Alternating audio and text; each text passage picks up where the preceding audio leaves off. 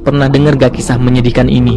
Kisah tentang ikan anglerfish yang berenang jauh dari laut dalam yang gelap gulita ke permukaan yang terang benderang. Ikan yang awalnya hidup di kegelapan dengan segala keterbatasan, sampai-sampai ia membuat cahayanya sendiri dengan antenanya. Akhirnya ia bisa merasakan indahnya cahaya yang Tuhan ciptakan, walaupun itu untuk pertama dan terakhir kalinya. Usahanya terbayar dengan keindahan yang tak pernah ia bayangkan sebelumnya. Gimana mah, sedih gak dengernya? Papa Gurame dapat kisah pilu itu dari sosmed.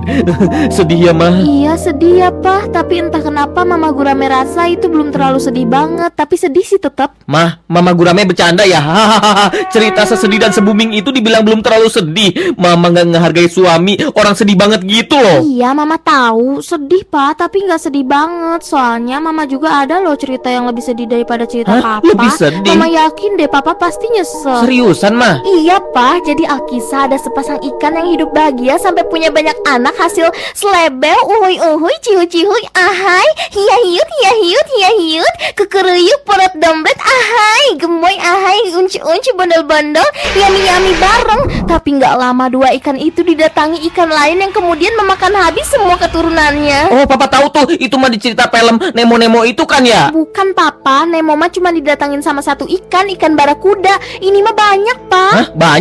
Iya, ikan itu banyak banget. Dan ikan itu ikan pendatang. Dijajah Pak mereka. Tunggu, jadi itu ikan dijajah. Papa kok kayak nggak asing ya sama ceritanya? Ya jelas gak asing lah Pak, orang itu cerita kita. Gak usah jauh-jauh ceritain kisah sedih anglerfish itu ke Mama. Kalau cerita hidup kita aja udah paling sedih Pak. Rumah kita dikuasai ikan invasif ini.